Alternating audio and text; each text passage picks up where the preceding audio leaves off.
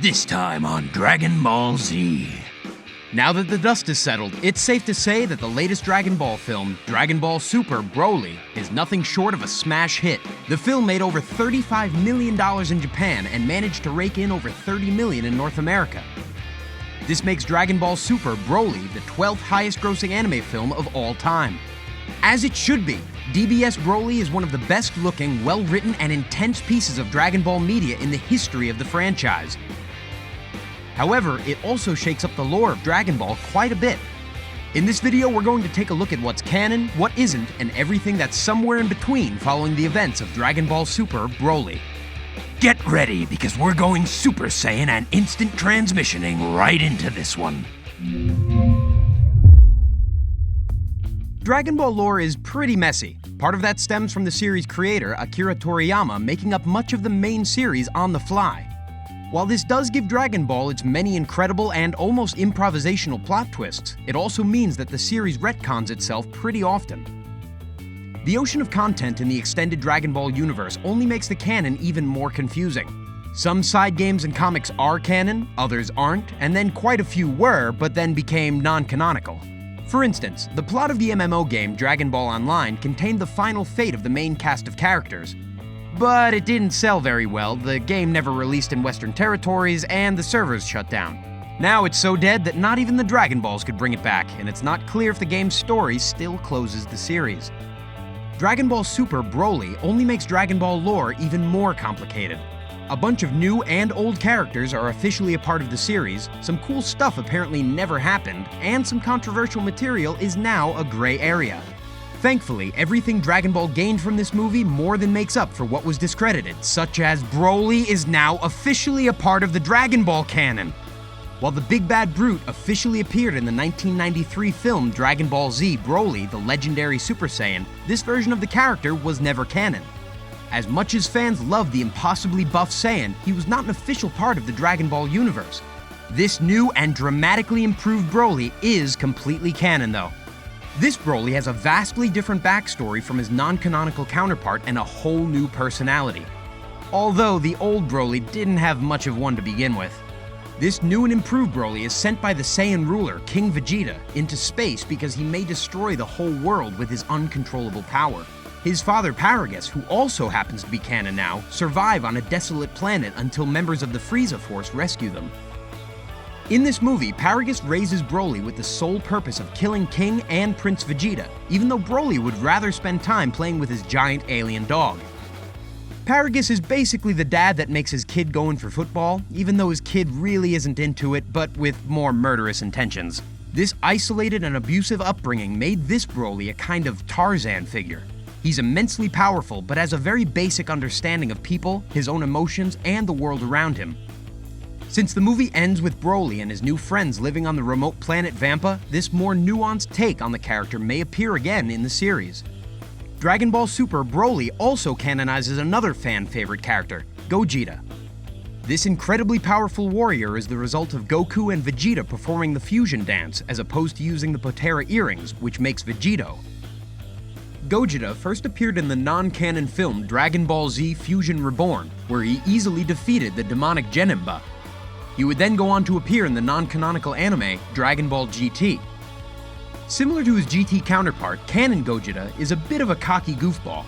He wastes precious time trying to think of a cool name for himself and doesn't use his full power against Broly right away.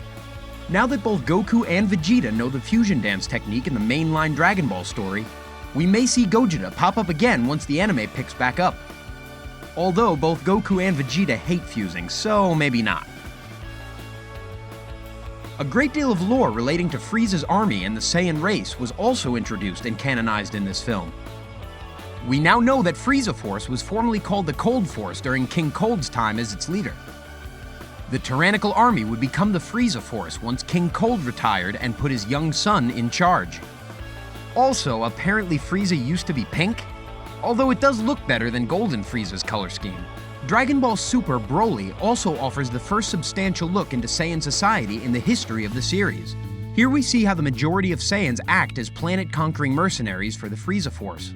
Previously, Saiyan society seemed to be almost primal, with little technology or infrastructure. We also see more the tension between Frieza's rule and the society ruled by King Vegeta. Although this does not mean that a lot of older depictions of life and Planet Vegeta and plenty of other interesting elements are now non-canonical.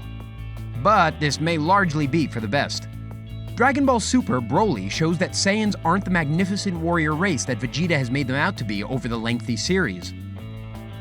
While some Saiyans are powerful warriors, others hold less violent roles in their society, like mechanics and doctors.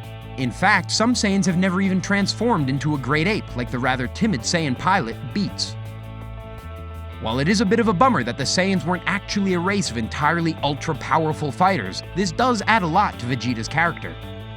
He was a young child when Planet Vegeta blew up, and seemed to spend most of his time conquering other planets with Raditz, Nappa, and other fighters.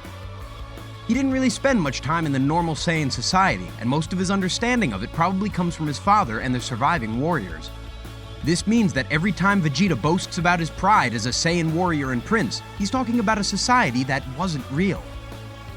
His goals and expectations are based on an idealized world created by himself and those around him. Over the course of the series, Vegeta has to accept that Goku is stronger than him, and he can't live up to the standard of a Saiyan prince. Making the Saiyans a less battle-hungry race means that Vegeta is now a much more tragic character. Goku's character is also heavily influenced by the events of this film as well. Since the beginning of Dragon Ball Z, Goku's character was that he was sent to Earth as a toddler to conquer the planet for the Saiyan race, but a bump into the head made him forget his mission and his origins. Dragon Ball Super Broly changes this, and instead has his parents Bardock and Gine sending him to Earth as they fear Frieza is going to destroy the planet. This change also implies that Goku is fundamentally a good person, rather than his experiences on Earth making him one. This change hurts Dragon Ball overall, as it makes Goku's backstory even more similar to Superman's, and undercuts his early adventures. The implication that Goku turned out as well as he did because he became friends with good people was pretty heartwarming. It's kind of a shame that's no longer the case with this retcon. Of course, one of the biggest influences that this movie will have on the broader Dragon Ball franchise is that the original Broly trilogy of films can never be canon now. Dragon Ball has a pretty extensive history of characters from side works that appear in the mainline story later on. For instance, the character Jacko appeared in a spin-off work titled Jacko the Galactic Patrolman, which took place in the Dragon Ball universe. He would then go on to appear in the mainline Dragon Ball story, with him popping up early on in the Resurrection F story arc. For years, fans hoped that movies like Broly, the Legendary Super Saiyan, Broly, Second Coming, and Bio Broly would become canonized. They argued that the movies did fit easily into the Dragon Ball timeline, unlike a lot of other movies. Others thought that the character's vast popularity meant that it was only a matter of time before these movies retroactively became canon. Dragon Ball Super Broly squashes those hopes, though. With this new version of Broly in the main Dragon Ball universe, these older films simply cannot become part of the vast Dragon Ball canon. Other pieces of Dragon Ball media are now more of a gray area, though.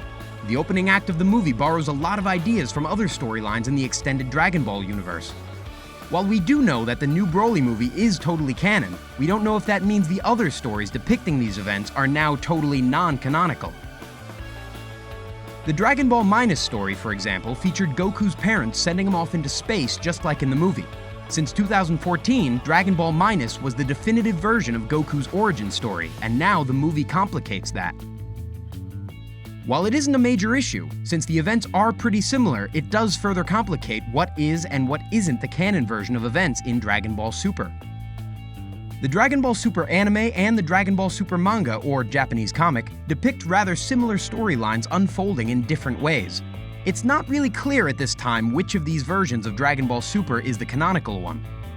If DBS Broly does take precedence over Minus, that suggests that the anime is now more canon than the manga.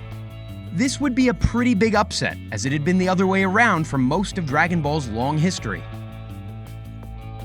Even more confusingly, it seems like Dragon Ball Super Broly might have made the special Dragon Ball Z Bardock, the father of Goku, canon once again. This television special depicted the destruction of Planet Vegeta and Bardock's efforts to stop it. It depicts Bardock as a hardened mercenary who manages to rally his fellow Saiyans and launch an attack against Frieza as he destroys them. Although many fans treated this special as canon since its 1990 release, Dragon Ball Minus made these events non-canonical in 2014. Dragon Ball Super Broly, however, has a brief scene of Bardock and other Saiyans fighting Frieza in space. Bardock is also wearing the same ruined armor in this scene as he did at the end of Bardock the Father of Goku. This might just be a small reference to longtime Dragon Ball fans, but it now seems like at least some of the events of this old television special are once again a canonical part of the story. Then again, this opens the Dragon Ball episode of Bardock special to being canon again. In this battle, Bardock turns into a Super Saiyan and begins the legend of the transformation and the power it grants a warrior. It's not a good anime, and undercuts a lot of what made Bardock interesting as a character. He's far more kind-hearted here, and hardly any different from his son Goku. We can only hope that this work stays in the non-canon camp following Dragon Ball Super Broly. Although, one critical plot point is made even more ambiguous by the film, and it could hurt the story overall. Early on in Dragon Ball Super, viewers discovered that Frieza actually destroyed planet Vegeta on the orders of the god of destruction, Beerus. The divine feline said so himself, and many fans were eager to see how Goku and Vegeta would react to the news that their god was responsible for the destruction of their home. However, there's no mention of Beerus' involvement in the attack in the latest movie. In DBS Broly, Frieza merely destroys planet Vegeta because he's worried about the Super Saiyan and Super Saiyan God legends. There's no mention of Beerus, and it seems like the decision to eradicate the Saiyans was entirely Frieza's own. It would be a shame if this plot point were dropped from the Dragon Ball Super story, as it added a good amount of tension between Beerus, Goku, and Vegeta. Many fans also saw it as an opportunity for either of the Saiyans to have another serious fight against the god, and perhaps finally emerge victorious. Only time will tell if this plotline comes up again, but for now, it seems like it's been quietly phased out of the series. And that's just about everything. Dragon Ball Super Broly was a fantastic movie, and perhaps the single best event in the history of the franchise. A huge part of what made it so amazing is how much of the movie plays around with some of the best ideas in the series. It finally canonized some of Dragon Ball's coolest characters, cut out some parts that weren't great, and opened up new storylines for exploration.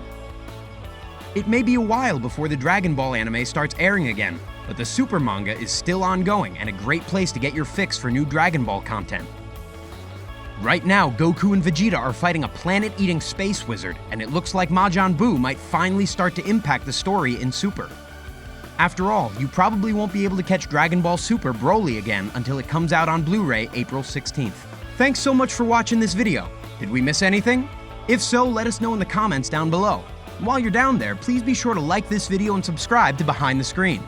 It really helps the channel, and you're not going to want to miss any of the other theories and breakdowns we have coming out soon. If you hit the bell, you'll get a notification that a new video is out faster than Goku could sense it.